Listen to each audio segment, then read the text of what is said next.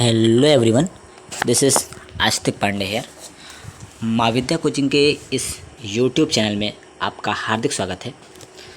Dear friends, आज हम इस चैनल के माध्यम से सुपर 100 के बारे में कुछ डिस्कस करना चाहेंगे। साथ ही साथ सुपर 100 में जो भी क्लासेस अभी हम लोगों ने कंटिन्यू ली है, तो उसी में सोशल साइंस की अगली कड़ी को हम लोग इसी में डिस्कस करेंगे। तो इसमें डिस्कस करने से पहले थोड़ा सा हम कुछ जो नए बच्चे जुड़े हुए हैं उनको हम सुपर 100 के बारे में थोड़ा सा बताएंगे कि एक्चुअली में सुपर 100 आप सभी को पता है कि सुपर 100 मोस्टली कैसे छात्र इस एग्ज़ाम में बैठ सकते हैं। तो मोस्टली 10th पास स्टूडेंट्स जो कि मध्य प्रदेश गवर्नमेंट की स्कीम है, तो 10वीं पास छात्र जो कि सरकारी स्कूल के ही हों वही छात्र इस एग्ज़ाम को दे सकते हैं। और इस एग्ज़ाम को देने के बाद मध्य प्रदेश सरकार ऐसे जो छात्र इसमें चयनित होते हैं तो उनको मध्य प्रदेश सरकार जो है तो लगभग अपने 2 संस्थाओं इंदौर और भोपाल के विद्यालयों में 11th 12th में एडमिशन के साथ अच्छी कोचिंग सेंटर्स अपनी फीस से अपने खुद के पैसे के द्वारा सरकार बच्चों को पढ़ाती है। और इसमें से आपको मतलब ऐसे गरीब तबके के छात्र जिनके सपने हैं बड़ा अच्छा डॉक्टर, इंजीनियर, है ना, और अलग अलग उच्च पदों पे आसीन होना, तो उनके लिए एक सुनहरा अवसर हो सकता है जो कि मध्य प्रदेश सरकार जो है उनके लिए एक सहायता के रूप में काम करती है। इसके ज़रिए आप चाहे तो नीट हो, चाहे आप जेईई IIT के थ्रू जा सकते हैं, और साथ ही साथ इसमें आपका क्लैट एग्ज़ाम भी इंक्लूड किया गया है। तो क्लैट के ज़रिए जो आपका जुडिशरी फील्ड में है तो उसमें भी आप लोग जा सकते हैं। और इसको जाने के लिए आप लोगों को गवर्नमेंट एक प्रकार से असिस्टेंट के तौर पे आपको हेल्प करेगी, ताकि आप इन बड़े एग्ज़ाम्स को क्वालिफाई करने के लिए अलग से कोचिंग करके उसके एलिजिबल हो सकें। तो सुपर 100 यही है कि आपको थोड़ा सा सपोर्ट प्रदान दे सके, ठीक है। बाकी जो और भी जानकारियाँ जिस किसी छात्र को मतलब चाहिए होगी सुपर 100 से रिलेटेड, तो कोचिंग में आकर के संपर्क कर सकते हैं या कि हमारे कॉन्टैक्ट नंबर पे कॉल कर सकते हैं। अब हम ज़्यादा टाइम न लेते हुए अपने टॉपिक की तरफ चलेंगे, जो कि हमारा टॉपिक आज का है, जिसमें हम लोगों ने डिस्कस किया था अभी तक 10th के सामाजिक विज्ञान, जो कि आपको पता है कि क्लैट के एग्ज़ाम के लिए जो है तो इसके लगभग इसमें 4 सेगमेंट दिए जाते हैं। तो इस 4 सेगमेंट में से क्लैट के एग्ज़ाम में आपको पता होगा अच्छे तरीके से कि इन 4 में से आपको पता है कि 25 मार्क्स 25 क्वेश्चन के अप्रॉक्स आपकी इंग्लिश आती है, ठीक है। देन आफ्टर 25 का ही आपका मैथ आता है, और 25 के आपका SST यानी कि सोशल साइंस आती है, और 25 क्वेश्चन के ही आपके आते हैं मिसलिनियस में GK GS के, ठीक है। तो इनमें से और सेगमेंट तो हम लोग कवर कर चुके हैं। हम लोगों का चल रहा था सोशल साइंस। सोशल साइंस में भी कुछ टॉपिक डिस्कस हुए थे, कुछ टॉपिक थे जिन्हें हमें आगे कंटिन्यू करना है। अब उन टॉपिक्स में से हम लोग थोड़ा सा एक बैकग्राउंड के तौर पे देखते हैं कि हम लोगों ने कुछ मतलब क्लास में जो हमने पढ़ाया था बच्चों को, तो उसके बारे में थोड़ा सा हम रिवाइज करते हैं, उसके बाद चीज़ों को आगे बढ़ाते हैं। अब यदि हम देखें अपनी NCERT, जो कि हमारी काफ़ी शानदार तरीके से इसको लिखा गया है और न्यू एजुकेशन पॉलिसी के तौर पर हमारे मतलब छात्रों में एक बेहतरीन नॉलेज, एक व्यवहारिक ज्ञान बच्चों में समाहित करने के लिए इस किताब को पूरी तरह से बनाया गया है, लिखा गया है। तो इसी में से हम लोग डिस्कस करते यदि हम लोगों ने अभी जब क्लास में देखा था कि 2 देश, जैसे कि हम लोगों ने देखा कि एक बेल्जियम था जो कि यूरोप का एक देश था, और एक श्रीलंका था। हमने 2 देशों की राजनीतिक स्थितियों के बारे में, वहाँ की संस्कृति, वहाँ की भाषा शैली, रीति रिवाज, रहन सहन, और वहाँ पास के वर्ग समुदाय कैसे किस प्रकार से बटा हुआ था, और किस प्रकार से बट करके वो उनमें जो उनके बीच की जो खाई थी, लोगों में आपस में समन्वय न होने की जो भावना थी वो और भी ज़्यादा बढ़ती जा रही थी।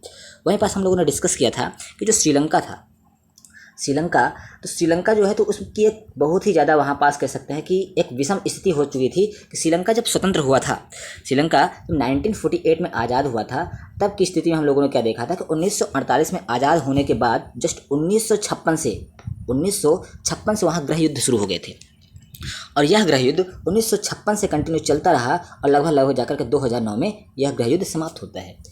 तो आखिर क्या स्थितियां रही होंगी, हम लोगों ने इस बारे में क्लास में काफ़ी कुछ डिस्कस किया है। बस एक मतलब छोटा सा रिवीजन हम लोग करेंगे। तो 1956 से स्थिति वहाँ पास कुछ ऐसी थी कि हम लोगों ने डिस्कस किया था जैसे क्लास में, तो श्रीलंका में क्या हुआ था कि वहाँ पास लगभग 74%, लगभग 74% जो है तो वहाँ पास सिंघली तबके के लोग थे, और लगभग 18% जो समुदाय थे वो तमिल थे। उसमें भी तमिल कुछ श्रीलंका के थे और कुछ हमारे भारतीय समुदाय के तमिल थे। तो इसमें से 74% जो सिंघली वाले थे यानी कि बहुसंख्यक थे, और ये थे अल्पसंख्यक, अब बहुसंख्यक यहाँ पास अल्पसंख्यकों को दबा रहे थे। वो अपने रीति रिवाज, खान पान, रहन सहन, संस्कृतियाँ अपने अल्पसंख्यक समुदायों को थोप रहे थे। जैसे उनकी भाषा जो सिंहली थी, तो उस सिंहली भाषा को वो चाहते थे कि सिंहली भाषा को राष्ट्रभाषा बना दिया जाए। अब सिंहली भाषा को जब राष्ट्रभाषा बना दिया जाएगा तो ये जो तमिल भाषी लोग हैं 18%, इट मीन्स कि इनकी इच्छाओं को, इनकी भाषा शैलियों को, इनकी संस्कृतियों को दबाया जाएगा। तो निश्चित तौर पर इनकी संस्कृतियों पर कुठाराघात होगा, इनकी भाषाओं की वैल्यू घटेगी। तो 74% सिंहलियों के दबाव में आकर के इन 18% अल्पसंख्यकों का दमन होना शुरू हो गया था। और इसी में तमिलों ने भी अपना संगठन बनाया था और इस तरह से धीरे धीरे वहाँ पास गृह युद्ध समाप्त मतलब बहुत तेज़ी से शुरू हो गया था। सिंहली पाते तमिलों को मारते, तमिल पाते सिंहली को मारते और इस तरह से आपस में देश अपने आप में ही देश टूट रहा था। जस्ट इन्हीं स्थितियों को देख करके उधर से यदि बेल्जियम की हम बात करते हैं तो बेल्जियम जो है तो इन्हीं स्थितियों को देख करके बेल्जियम कुछ अपने संरचना में, अपने वहाँ की लोगों की जो संरचना थी उसको काफ़ी कुछ उसने समझा और वहाँ से एक सही निष्कर्ष निकाला था। तभी वहाँ पास जैसे फ्लेमिश थे, ठीक है, और वहाँ पास फ्रेंच भाषी भी थे, तो डच भाषी भी थे, तो वहाँ पास उसने सभी भाषाओं के, सभी धर्मों का, सभी का ख्याल रखा और सभी को बराबर का दर्जा दिया। तो वहाँ पास गृह युद्ध होते होते बच गया और इस प्रकार से बेल्जियम ने अपनी सूझबूझ के साथ राजनीतिक कूटनीति के जरिए उसने अपने देश के गृह युद्ध को होने से बचा लिया। और इस तरह से गृह युद्ध से आपको पता ही होगा कि कितना नुकसान होता है उस देश का जहाँ पास गृह युद्ध जैसी स्थितियाँ होती हैं। उसके बाद हम लोगों ने देखा था कि आगे जब हम लोगों ने देखा कि सत्ता की साझेदारी, तो सत्ता की साझेदारी के संदर्भ में भी हम लोगों ने देखा था कि ज़रूरी नहीं है कि हमेशा गठबंधन की सरकार बेकार ही होती है, लेकिन ये भी ज़रूरी नहीं है कि हमेशा गठबंधन की सरकार ही सही ही होती है। इसमें भी हम लोगों ने क्लास में इस बारे में डिस्कस कर लिया था, तो हम लोग इसमें ज़्यादा डिस्कस नहीं करेंगे। बस ये दो आप डायग्राम देख ही रहे होंगे कि यहाँ पास ये एक प्रकार से गठबंधन की सरकार का ही है कि एक ही गाड़ी है, लोकतंत्र रूपी एक गाड़ी है जिसे खींचने के लिए लगभग यहाँ पास 2 स्टीयरिंग दिए गए हैं और इन 2 स्टीयरिंग को चला रहे हैं, यानी कि इट मीन्स कि पूरे देश को खींचने के लिए 2 गठबंधन की सरकारें जुड़ करके उस देश को चला रही हैं। बहुमत की सरकार भी शानदार होती है, उसमें ऐसा कोई बुराई नहीं है। हाँ ये है, अब ये आप लोग कमेंट बॉक्स में बताएंगे कि बहुमत की सरकार कब नुकसानदायक होती है, एक मेन पॉइंट आप कमेंट करके बताएंगे। बाकी हम लोग देख ही चुके हैं, गठबंधन की सरकार हमारे देश में बन भी चुकी थी। अब अटल बिहारी वाजपेयी से ज़्यादा बेहतर कोई उदाहरण नहीं हो सकता है। और वर्तमान में कमेंट बॉक्स में और भी छात्र बताएंगे कि वर्तमान में हमारे भारत सरकार में जो सरकार बनी हुई है तो कैसी सरकार है, गठबंधन की सरकार केंद्र में है कि बहुमत की सरकार है, ये आप लोग कमेंट बॉक्स में बताएंगे। उसके बाद हम लोगों ने देखा था कि जैसे यदि हमारी संघात्मक संघीय व्यवस्था की बात करें तो संघीय व्यवस्था में भी कैसे सिस्टम हुआ करते थे कि संघ में भी वहाँ पास सत्ता जो है तो कैसे एक प्रकार से यहाँ पास संघ का भी हम लोगों ने नियम देखा था कि कैसे वहाँ पास केंद्र और राज्यों के बीच उचित अधिकारों का बंटवारा होना जरूरी है। तो उसी का एक उदाहरण ये देखा जा सकता है कि कैसे संघात्मक बेहतर होता है कि एकात्मक बेहतर होता है, संघ की क्या समस्या होती है, संघीय व्यवस्था में कैसे समस्या होती है और एकात्मक व्यवस्था में कैसे समस्या होती है। इस बारे में हम लोग क्लास में डिस्कस कर लिए हैं, तो उसमें अब कोई आगे उससे बढ़ते हैं, ठीक है।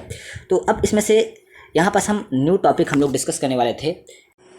उससे पहले ही हम लोगों ने क्लास में ये डिस्कस भी किया था कि यदि कोई भी देश है तो उस देश में हमें यदि सभी जितने भी वर्ग हैं उसे बेहतर तरीके से रखना है, लोकतंत्र को बेहतर तरीके से स्थापित करना है, तो वहाँ पास हमें क्या करना पड़ेगा, सभी वर्गों, सभी धर्मों, जाति, वर्ग सभी का हमें सम्मान करना पड़ेगा।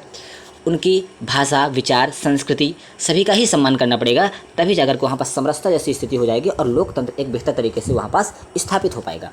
अदरवाइज़ यदि हम एक ही चीज़ को बढ़ावा देंगे तो उस स्थिति में टकराव की स्थितियाँ हो जाती हैं और वहाँ पास लोकतंत्र जो हमारा है तो एक तंत्र में परिवर्तित होकर के वहाँ पास समस्याएं होने लगती हैं। तो इस बारे में हम लोग काफ़ी कुछ डिस्कस भी कर चुके हैं, तो उसमें वही चीज़ें रिवीजन वाली हैं। अब चलते हम लोग अपने नए टॉपिक की तरफ। जो हमारा नया टॉपिक था उस टॉपिक का नाम था लोकतंत्र और विविधता। टॉपिक में न्यू टॉपिक हम लोगों का था लोकतंत्र और विविधता। अब यदि हम बात करें तो लोकतंत्र के बारे में तो हम लोगों ने देखा ही था कि लोकतंत्र मतलब क्या, लोगों का तंत्र, लोगों का सिस्टम है कि कैसे क्या सिस्टम है, यानी हम खुद ही अपने राजा हैं, खुद ही अपने हिसाब से देश को हम चलाने के लिए तत्पर हैं, इस प्रकार से एक सिस्टम के तहत। तो लोकतंत्र हुआ, लेकिन उसमें विविधता की बात करते हैं। लोकतंत्र में लोकतंत्र और विविधता, इसमें विविधता कैसे है, किस किस प्रकार से है, इस चैप्टर में थोड़ा सा हम इस बारे में डिस्कस करेंगे कि कैसे लोकतंत्र में विविधता हो सकती है। अब उसमें जाने से पहले आप लोगों को स्क्रीन में एक ये इमेज दिख रही होगी, इस इमेज में आप लोगों को कुछ दिख रहा होगा, तो इसी के बारे में थोड़ा सा डिस्कस है कि विविधता को हम इसी के हिसाब से समझेंगे और फिर इस डायग्राम के बारे में आएंगे हम कि आखिर ये कैसा डायग्राम है, क्यों है और किस लिए है, ठीक है। तो इससे पहले एक छोटा सा वाक्य है, छोटी सी घटना हम लोग इस बारे में डिस्कस करेंगे, इसी इमेज से ही रिलेटेड वो घटना है। तो ये जो आपको मूर्तियाँ दिख रही हैं, ये इन मूर्तियों में एक है टॉमी स्मिथ और दूसरे हैं जान कार्लोस। टॉमी स्मिथ और जान कार्लोस, ये घटना बात करें यदि तो ये अमेरिकी मूल के थे। अब इस घटना के बारे में जानने से पहले थोड़ा सा हम एक शब्दकोश से परिचित होना हमें ज़रूरी है। वो शब्दकोश क्या है? अफ्रो अमरीकी या अमेरिकी। क्या है भाई ये अफ्रो अमरीकी? थोड़ा सा कोई कमेंट बॉक्स में। अफ्रो अमेरिकी का मतलब यहाँ पास है, जो आप एक प्रकार से सही समझ रहे होंगे, अफ्रो यानी यहाँ पास है जुड़ा हुआ है अफ्रीका से रिलेटेड, और अमेरिकी यानी कि अमेरिका से रिलेटेड। यानी कि अफ्रो अमेरिकी ऐसे लोग कहे जाते थे, ऐसे अश्वेत लोग होते थे अमेरिका में, ऐसे अश्वेत लोग थे जिन्हें अपने काम के लिए अफ्रीकी लोगों को अमेरिका में ले जाया गया था 17 और 19वीं सदी के बीच में, और वहीं अमेरिका में गुलाम बन करके गए थे और वहीं रहने लगे, और इसीलिए वहाँ पास उन्हें अफ्रो अमरीकी कहा जाने लगा, क्योंकि वो अमेरिका के ही वासिंदे हो गए जिन्हें अफ्रीका से ले जाया गया था अपने काम के लिए गुलाम बना करके, तो उन्हें अफ्रो अमरीकी कहते हैं। अब देखिए ये क्या घटना होती है कि 1968 का समय था, 1968, मैक्सिको सिटी में होते हैं ओलंपिक। उस ओलंपिक में 200 मीटर की दौड़ में ये जो दोनों व्यक्ति हैं, टॉमी स्मिथ और जान कार्लोस, तो एक गोल्ड मेडल पाता है और एक पाता है कांस्य पदक। ये दोनों कांस्य पदक और गोल्ड मेडल पाते हैं दोनों। तो उसके बाद ये दोनों ही जो हैं तो अश्वेत, एक प्रकार से कह सकते हैं कि अफ्रो अमेरिकी लोग थे। इन्हें जब गोल्ड मेडल मिलता है तो वहाँ अमेरिका का राष्ट्रगान बजता है। अमेरिका का जब राष्ट्रगान बजता है तो वहाँ सभी लोग तो राष्ट्रगान की मुद्रा में थे वहाँ पास, लेकिन ये जो दो लोग थे जो मेन मेडल जिन्हें मिला हुआ था, तो ये दोनों लोग, इनके खड़े होने का तरीका कुछ ऐसा था कि इन्होंने सर को झुका लिया था और मुट्ठी तान करके ये दोनों खिलाड़ी खड़े थे।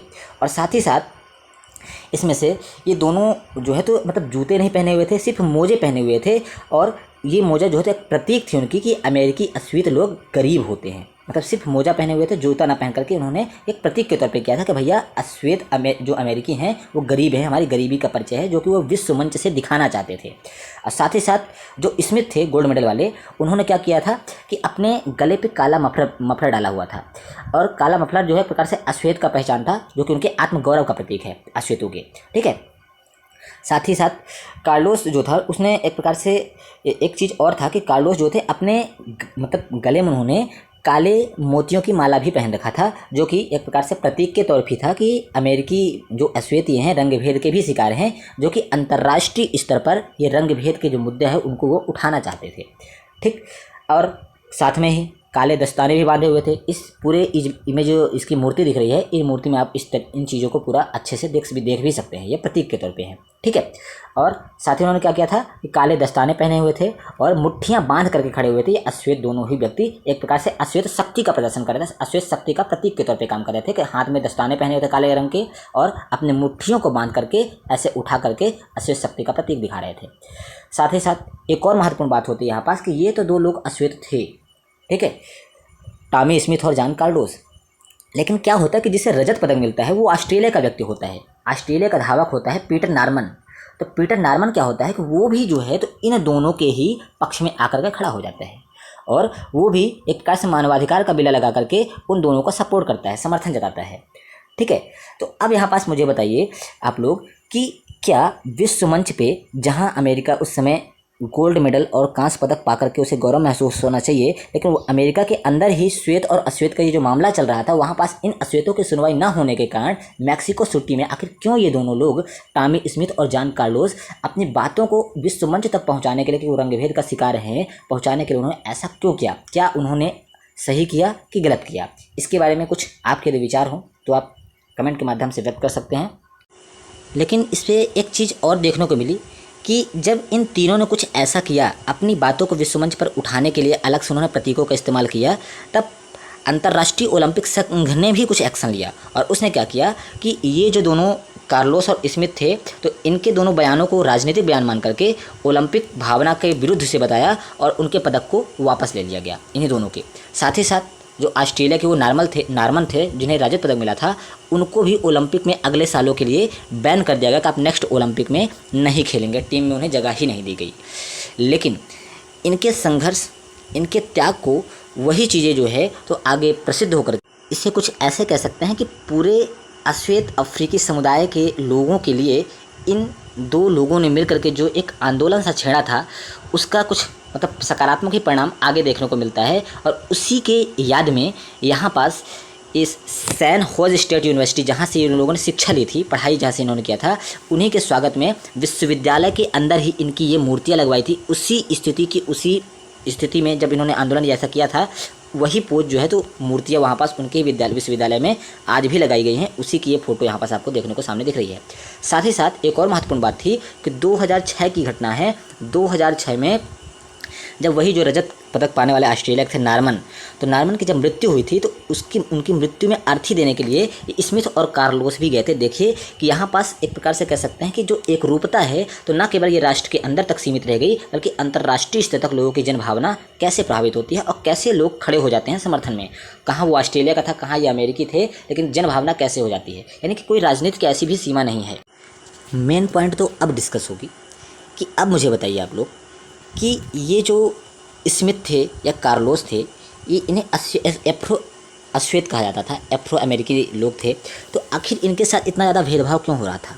अब भेदभाव तो हम आगे बताएंगे आप लोगों कि कैसे भेदभाव होते थे, कितना ज़्यादा भेदभाव होता था। वहाँ पास भेदभाव कुछ इस तरह से होता था कि कुछ क्लासेस होती थी, वहाँ पास फिक्स होता था कि यहाँ अश्वेत नहीं आ सकते हैं, ठीक है। इनके साथ अलग तरीके से हर जगह व्यवहार, चाहे प्राइवेट संस्थान हो, सरकारी संस्थान, हर जगह पे जो है हॉस्पिटल वगैरह, हर जगह इनके साथ काफ़ी ज़्यादा बुरा बर्ताव किया जाता था, ठीक है। लेकिन अब ये बताइए कि ये जो व्यक्ति हैं, या कि आप अपने आप पे इस चीज़ को लीजिए कि आप जो भी हैं, ब्राह्मण हैं, क्षत्रिय हैं, वैश्य हैं, शूद्र हैं, ठीक है, आप किसी भी वर्ग में हैं, कोई भी धर्म से हैं, तो क्या आप अपनी इच्छा से हुए हैं? क्या आप यदि हिंदू हैं तो क्या आप जानबूझकर हिंदू अपने आप पैदा हुए हैं? क्या आप मुस्लिम यदि हैं तो या आप जानबूझ के मुस्लिम पैदा हुए हैं? क्या आपके जन्म, यानी कि आप जिस वर्ग, समुदाय, धर्म में हुए हैं, क्या आप अपनी इच्छा से हुए हैं कि संयोग से हुए हैं? कमेंट बॉक्स में बताएंगे, ठीक है। निश्चित तौर पे जाहिर सी बात है कि इसमें आपकी कोई भूमिका नहीं कि आप हिंदू खुद से बने, कि आप मुस्लिम खुद से बने। आपके जाति, धर्म, समुदाय का आपकी इच्छा से कोई भी फर्क लेना देना नहीं है, बल्कि जो भी हुआ है आपके संयोग से हुआ है। आप यदि आज हिंदू हैं तो आप संयोग से हिंदू हैं, आप मुस्लिम हैं तो संयोग से मुस्लिम बने हैं, आप यदि ब्राह्मण हैं तो संयोग से ब्राह्मण बने हैं, और क्षत्रिय वैश्य जो भी हैं तो संयोग से बने हुए हैं। इसमें आपका कोई भी रत्ती भर भी आपकी भूमिका नहीं है। तो फिर मुझे बताइए कि फिर इन कार्लोस और स्मिथ, इन बेचारों की क्या गलती थी कि जब ये अश्वेत हो गए तो आखिर क्यों इनके साथ? इंसानियत होती है ना, इंसानियत होनी चाहिए। इंसान का इंसान धर्म भी होता है, ऐसे थोड़ी किसी जाति और धर्म के साथ भेदभाव किया जाए। तो वही समस्या यहाँ पास देखने को मिल रही है कि इनके साथ जो भेदभाव है तो इसमें इनकी क्या गलती है कि यदि एफ्रो अमेरिकी हो गए तो वही अश्वेत बन गए, और श्वेत लोग हैं तो वो आखिर उनमें क्या, उन्होंने क्या अच्छा किया था कि वो श्वेत बन गए? क्या वो खुद से हुए थे? ऐसा तो कुछ नहीं है, ठीक है। तो इस हिसाब से हम कह सकते हैं कि जो कोई भी चीज़ हो तो सामाजिक विभाजन जो होता है, यानी कि समाज में जो क्राइटेरिया हम लोगों का विभाजन हुआ है कि ब्राह्मण, क्षत्रिय, वैश्य, शूद्र, या कि हिंदू, मुस्लिम, सिख, ईसाई, ये जो सामाजिक विभाजन है, तो मुझे बताइए कि ये जो है क्या सिर्फ और सिर्फ जन्म पर ही आधारित होता है कि इसमें और भी कुछ चीज़ फैक्टर इसको प्रभावित करते हैं, ठीक है। तो यदि हम इसमें बात करें, इस सामाजिक विभाजन सिर्फ और सिर्फ जन्म पर ही निर्भर नहीं होता है। कुछ चीज़ें होती हैं कि जो हमारे पसंद के आधार पर भी, या कि हमारे चयन के आधार पर भी निर्भर होती हैं, ठीक है। जैसे हम बात कर लेते हैं कि कुछ अपने पसंद के धर्म भी चुन लेते हैं। जैसे कोई यदि हिंदू है, मान लो कि उनके माता पिता हिंदू हैं, तो दूसरे धर्म चुनना चाहते हैं, बौद्ध बनना चाहते हैं, तो उनके लड़के ही बौद्ध बन जाते हैं। तो कुछ चीज़ें अपनी पसंद के भी होते हैं। जैसे धर्म आप खुद से परिवर्तन कर सकते हैं तो आप कर भी लेते हैं। तो कुछ चीज़ें जो होती हैं हमारे खुद के पसंद से भी हैं, ठीक है। अब जैसे आपको कुछ आगे सुपर 100 में ही जाना है, तो जरूरी नहीं कि सभी बच्चे सुपर 100 में ही जाना चाहते हैं, उनके पसंद के ऊपर डिपेंड है। यदि वो पसंद करेंगे तो सुपर 100 में जाना चाहेंगे, यदि नहीं पसंद करते हैं तो वो नहीं जाना चाहते हैं, तो ये भी पसंद की बात है। तो एक प्रकार से ये भी सामाजिक विभाजन का विषय माना जा सकता है। अब जैसे आप 10th के बाद कोई विषय लेना चाहते हैं, जरूरी थोड़ी कि सभी छात्र बायो ही लेंगे या कि आर्ट ही लेंगे, कोई कुछ ले सकता है, कोई कुछ ले सकता है। तो ये भी एक क्लासिफिकेशन हो गया, बंटवारा हो गया, ठीक है। तो ये भी पसंद के हिसाब से हो जाएगा। कोई खेल है तो किसी को कोई खेल पसंद है, किसी को कोई खेल पसंद है, या कि किसी को कोई भी चीज़ किसी भी टाइप से पसंद है। तो ये सबकी अपने अपनी पसंद के ऊपर भी है। तो ये भी एक प्रकार से सामाजिक विभाजन की एक दूसरा तरीका है। यानी कि कह सकते हैं कि सामाजिक विभाजन सिर्फ जन्म पर आधारित नहीं होता है, इसके लिए और भी चीज़ें पसंद है ना, और भी चीज़ जो हो तो काफ़ी कुछ इस पर डिपेंड करती हैं। और एक चीज़ मैंने आपको क्लास में भी डिस्कस इस बारे में किया था कि जैसे सामाजिक विभाजन की बात करते हैं, मान लो कोई आप हिंदू ही हैं, तो ज़रूर क्या है कि हिंदू, अब हिंदू में भी सामाजिक विभाजन के अंदर भी विभाजन है। ये भी तो हम लोग जानते हैं कि जैसे मान लो कोई हिंदू है, अब हिंदू में विभिन्न जातियाँ हो गई, विभिन्न ब्राह्मण भी हो तो कई प्रकार के ब्राह्मण हो जाते हैं। इस बारे में हम लोगों ने काफ़ी कुछ डिस्कस भी किया था। मुस्लिम भी है तो भी कई क्राइटेरिया में अपने आप में बटे हुए हैं। अब यानी कि एक प्रकार से कहते हैं कि विभाजन में भी विभाजन है, यानी कि बहुत सारे एक प्रकार से यहाँ पास समाज में सामाजिक विभाजन की लेयर बनी हुई है, कोई एक ही चीज़ इसके लिए जिम्मेदार नहीं है। अमेरिका में यदि हम बात करें ये आखिर रंगभेद क्यों हो रहा था इनके साथ, तो इसमें की समस्या यह थी कि वहाँ पास जो भी, जैसे हमारे यहाँ भी विभिन्न प्रकार के क्लासिफिकेशन हैं सामाजिक विभाजन के, उसी तरह से वहाँ भी महत्वपूर्ण चलता है कि श्वेत और अश्वेत का बंटवारा वहाँ पास था। ठीक है, श्वेत और अश्वेत में थोड़ा सा आपको इतना प्रकाश जरूर डालूंगा कि श्वेत कुल मिलाकर के सीधी नैरो माइंड की बातें हालांकि हैं कि श्वेत यानी जो गोरी चमड़ी वाले हैं और अश्वेत यानी जो काली चमड़ी वाले लोग हैं, यही फ़र्क उनमें है।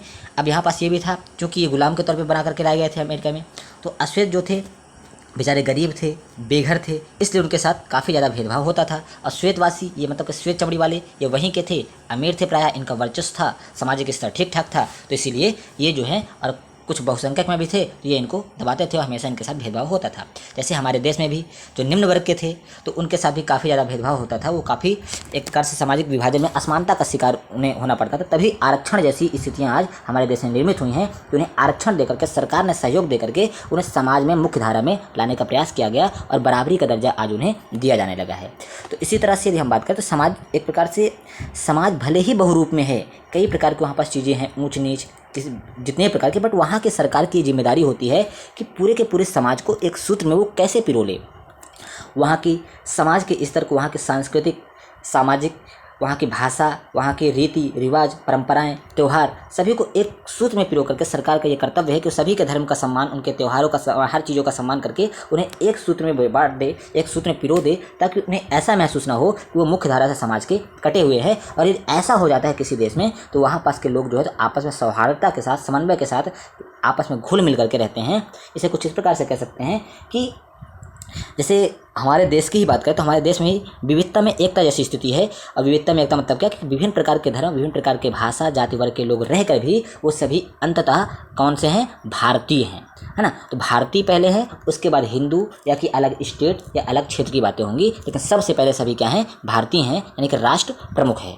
इस तरह की भावना यदि होगी तो वहाँ पास विविधता में एकता जैसी स्थितियाँ हो जाती हैं और वहाँ के समाज में टकराव की बजाय समन्वय की भावना ज़्यादा आती है। अब मैं आपको 2 स्टोरी सुनाने वाला हूँ, 2 कहानी हैं।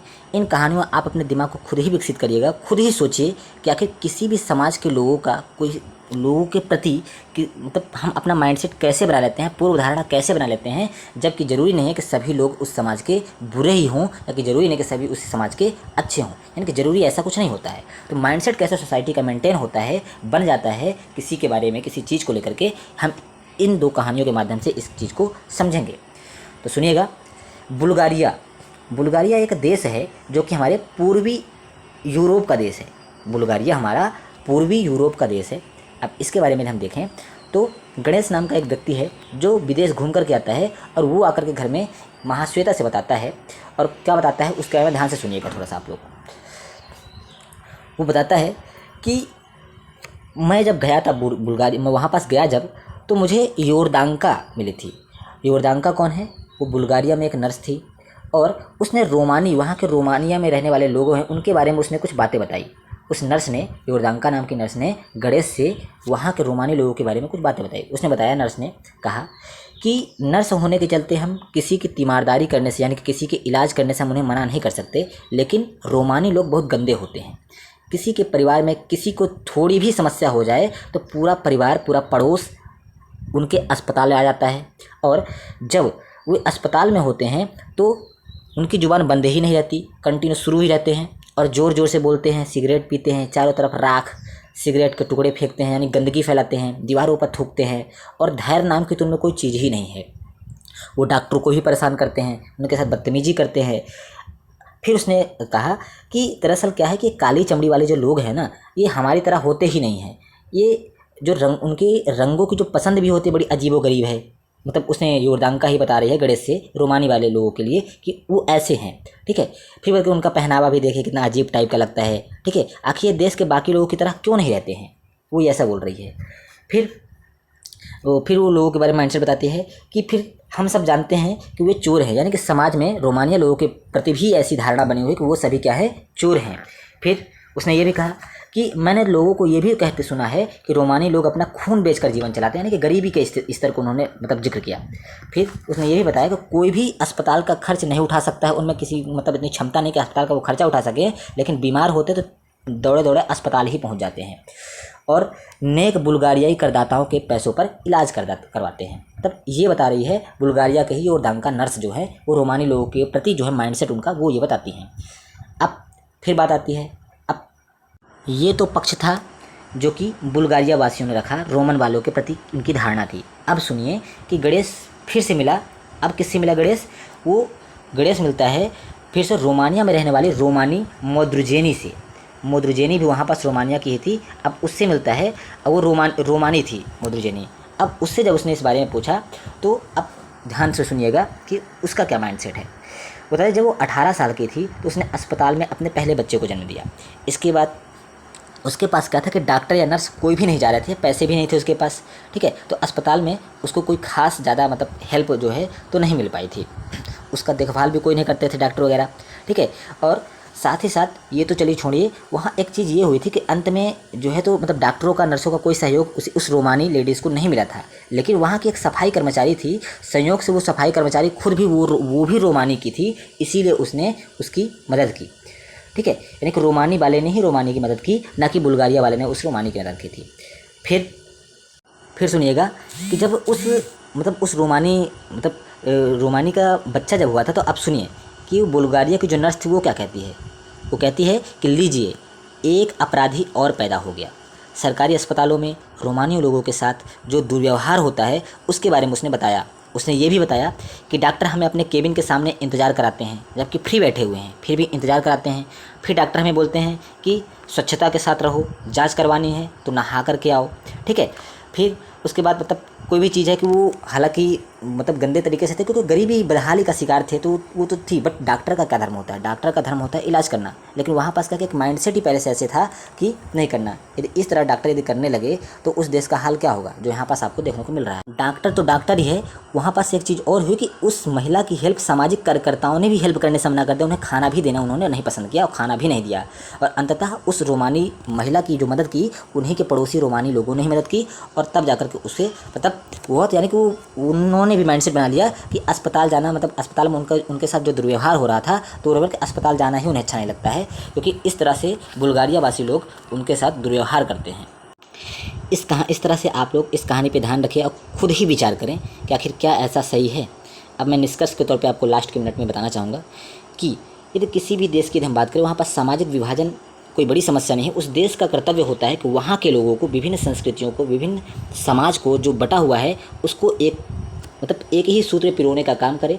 और वहाँ पास जो है तो कोई भी धार्मिक या सांस्कृतिक या किसी प्रकार से इस तरह से विभाजन नहीं होना चाहिए। वही देश अच्छे तरीके से तरक्की कर सकता है। कोई भी एक ही पक्ष को यदि आप ज़्यादा वैल्यू देंगे, दूसरे पक्ष को दरकिनार करेंगे, इस तरह से उस देश में तरक्की नहीं हो सकती। और वहाँ पास लोगों के बीच सामाजिक भेदभाव और लोगों में आपस में उतना ही ज़्यादा टकराव पैदा होगा और इस तरह से वो देश कभी भी शांति की स्थिति में नहीं रह पाएगा।